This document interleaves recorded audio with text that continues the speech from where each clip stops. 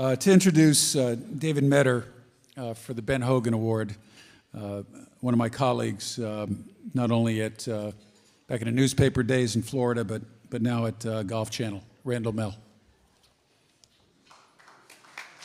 Randall Mell.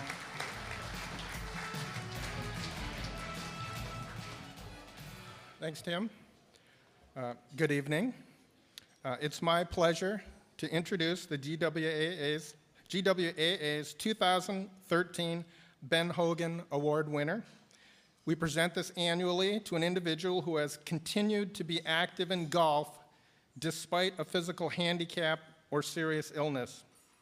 The award dates back to 1954, and its past winners include Sophie Gustafson, Eric Compton, Bruce Edwards, Paul Azinger, Judy Rankin, Terry Joe Myers, Ken Venturi, and Babe Zaharias. Our 2013 recipient, David Meador, is here tonight because he found something in himself that allowed him to overcome formidable new challenges in his life. Following a devastating accident, he found the determination to pursue the game he loves despite the daunting obstacles that were lined up against him. Back on Christmas Eve in 1966, when David was a freshman at a junior college near his family's home in Salem, Illinois, he was seriously injured as a passenger in a car accident. He awakened in a hospital in a labyrinth of pins, braces, and bandages, with his nose broken and his cheekbones so pulverized he required facial reconstructive surgery. He also awoke without his eyesight. His optic nerve was crushed in the collision, and there was no reconstruction that could repair that. At 18, David awoke Christmas Day to a new life as a blind man. There would be more adversity in his life. There would be 2 battles with cancer. There would be Hodgkin's to contend with when he was 24, and colon cancer when he was 54. He fought his way through complications and several surgeries to survive those challenges also. He built a family, a life, a career through all that adversity. Today, David lives in Nashville, Tennessee, retired from a career with Northwestern Mutual Insurance. He and Connie, his wife of 41 years, have 2 daughters and 2 grandchildren. In his book, Broken Eyes, Unbroken Spirit, David tells how golf helped him rediscover himself. In high school, he played football, basketball, and ran track. He also played on the golf team. After the accident, David's father, Francis, lovingly prodded and coaxed his reluctant son to hit some golf balls with him. David says hitting balls that day helped him on a path of healing and recovery. Ultimately, he would win 3 United States Blind Golf Association national championships. He won in 2011 and 12, and this year will be going for a three-peat and his 4th overall title. He's a former president of the U.S. Blind Golf Association and still serves on the board. And so now I would like to present our Ben Hogan Award winner, David Meador.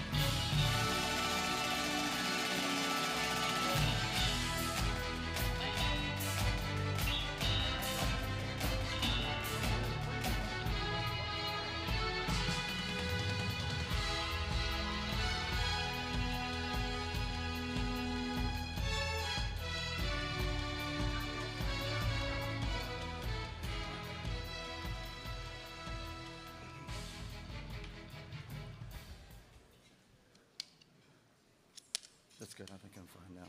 Thank you, Annie. Yes.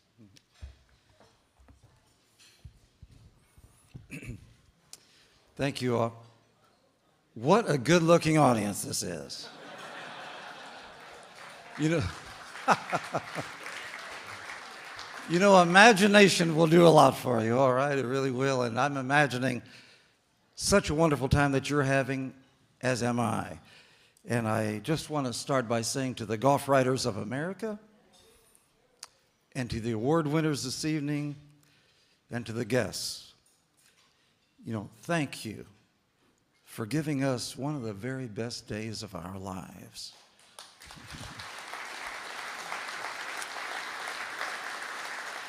Yes, it's really, really true, and I'll cover that a little bit better in just a moment, but I suspect you may want a little perspective, on blindness itself.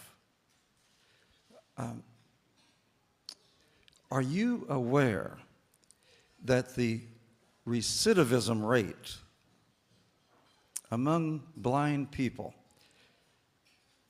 is one of the lowest in the developed world? The reason being, once blind people find their way out of prison, they almost never find their way back in. Think about it. And it's because of a partnership. It's because of partners like you that once a blind person finds their way out of the shackles of blindness, it's almost always because they connect with great partners. I know about partnership. Just think about the events here today. I'll just tell it briefly. In the room here, I have friends from back in my high school days. I have my very best friend, Stuart Smith, who most of you probably don't know this, but Stuart put together the campaign that brought about the Ben Hogan Award. Started about a year ago, sending out my book to various writers, emails, etc. So we never do these things alone. And then his good friend, and now mine as well, Lamar Haynes. And some of you know Lamar. I expect maybe most of you know. Everybody knows Lamar because Lamar knows everybody. He was a roommate of Payne Stewart, and today Lamar was able to get us into the VIP tent. Well, in fact, put us on the front porch of the clubhouse, and right there we met Jack Nicklaus, Gary Player, Ernie Els. Let's see here. We met who am I missing here, Connie? Phil Mickelson. And there were about 6 or 7 others. It was a tremendous experience because of the partnerships in my life. And right here, of course, you just got to recognize that Stuart got me the national championship where we played at Firestone in 1977, 36 years ago, and yet our friendship continues today. My good friend here at our table, Everett Davis, has coached me to 2 other championships. And so, yeah, I know something about partnership. Also at the table, we have Dick Horton, who has been a tremendous advocate. He inducted me into the Tennessee Hall of Fame and has been a great supporter of the United States Blind Golf Association. Yes, I know something about partnership. But most of all, my wife, Connie, 41 years. Do I need to say more?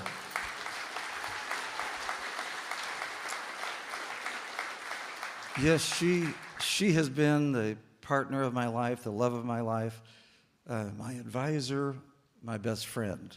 And so what you see today in Connie is very, very real. We met in college. I'm one of the few men in the room. Well, I used to say this anyway. One of the few men in the room that actually advertised for their wife. I did. I put a notice up on the bulletin board back when she was in an all-girls dormitory in college for a reader. Yes, and it was a job that paid $1.85 an hour. She's been underpaid ever since. But there it is, 41 years. Yes, I know something about partnership. Golf. How is it that golf has carried me through these years? I want to take you back to 1966. Randall did a great job right there with that introduction. He told it extremely well. And I want to cover his point, yeah, about rediscovering myself. Of course, you'll hear that in the following story. But I want to help you rediscover yourselves as well, as I've got about 2 or 3 more minutes, and I think I can cover it. But I lost my sight in this automobile accident, and about 6 weeks after coming home from the hospital, sitting in the living room of my parents' home, I'll admit to you I was very lonely, isolated, no longer running around with friends, no longer dating. Bang, I hear the back door open. It's my father coming in. My father coming in at 3 o'clock in the afternoon on a work day. Well, I hear him stride down to the basement, nap back up to the basement, and he places before me, of all things, my golf clubs. And I'm thinking to myself, Dad, don't look now, but I'm in no mood for golf. I had walked away from it. I knew it was not possible. But yet, he had an idea in mind. And once he had an idea in mind, he's probably going to carry it out. So out the back door we went. My dad was that kind of a person. Well, on that golf course, he had me swing the club a couple of times. And let me just cut to the chase, as they say. That first shot, I will never forget it. It was a 7-iron. My dad said to me, David, in so many words he said to me, David, this is a stationary ball. You ought to be able to hit it. Well, he believed it, and I hit it. That first shot exploded off the club face. It was a 7-iron, 140 yards into the slate gray sky of a winter's afternoon in Illinois and into my distant future, which is today. It was at that moment my whole world opened up. Well, like one of the gentlemen said earlier, speaking of his father figure, I'm feeling that my father feels pretty good right now. I'm thinking that my father knows he did the right thing. He was stubborn, he was insistent, and he caused me to move into a world that places me right here today. Now, partnership. How does this apply to you? Well, I want to go a little bit further into partnership. Fortunately, I've been a member of the United States Blind Golf Association for 39 years, I believe it is. First tournament was in Boston. The MC was Bob Hope. I thought I had died and gone to heaven. My dad did too. Second tournament, it was Bill Cosby in Cleveland. This was a big deal. We knew we had arrived. Third and fourth tournament, eventually we met Stewart in Nashville and won the national championship at Firestone. This indeed was a brand new world. But it's because of the United States Blind Golf Association. We never get to these places alone. Begun in 1953, we're now celebrating our 60th anniversary. What do? To say it simply, we put on 3 tournaments a year, and we help connect our members with their communities, like what's happening right here. And we help connect juniors to their communities. Think about it. These little kids, and I've done many a clinic. I was out in Texas not too long ago, did a clinic. One of the little boys came around and says, Mr. Meador, we're so happy to be here with you. You know what? We've never been with a national champion before. I thought to myself, well, when he arrives, be sure and tell me who it is. He said, Mr. Meador, this is you. And he had the biggest smile on his face. And, and with these juniors, some of them can see a little bit, some of them don't see at all. We sort of wrap our arms around them and swing these kids until they get the feel of hitting the shot. And now we've got a program, thanks to Dick Horton and the First Tee of America, where we're connecting with First Tee chapters all over the country to help these inner city kids connect with the kids from the School for the Blind. Kids helping kids. Let me tell you about the inner city kids. When they get to be 16 years of age, they get car keys and they find girls. And so first he said, this may be a way to keep these kids in the program. I believe it will. I believe it will. Well, let me wrap up here by saying that's another partnership. It's a partnership with Dick. It's a partnership that is expanding now to other broad associations. Dick has a great friend here from the PGA of America. They're considering partnering with us as well. Additionally, international blind golf. 25 years with Dr. Handa, the sponsor of our evening, along with Mercedes.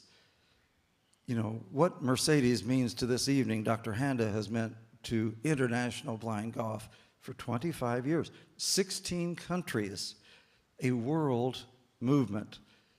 And now where is this going? He's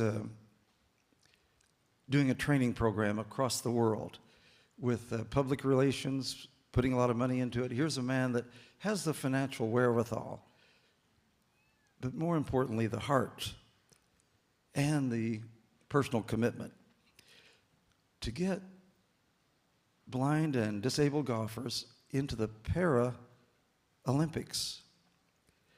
And he's partnering with one of the other associations, namely all of them in the golf industry, through the National Association, pardon me, the National Alliance for Accessible Golf. Betsy Clark, some of you may know her. She's a volunteer. She's kept that thing going. And so she and Dr. Handa, along with Meador, who's here with us this evening, are here for keeps. It's all about partnership. Partnership that can change the game. I said I wanted to finish by saying, how can you rediscover yourself? One of the gentlemen earlier, I think it was David Sr., said the golf industry is undergoing a transition. We'd like to be a part of that. The most profound thing I can tell you about blindness and disabilities in general is that we receive and we receive and we receive, but at a certain point we want to give. We want to become a solution. We want to help the golf industry move beyond its popularity, move beyond performance, and into purpose. Think of those kids, kids helping kids. Well, I hope we may rely on you as golf writers. You know, like my dad said, it's a stationary ball, but by no means a stationary future. Okay, it's a story worth knocking down the fairway. It's a story worth following. Thank you for letting me tee it up for you. Thanks so much.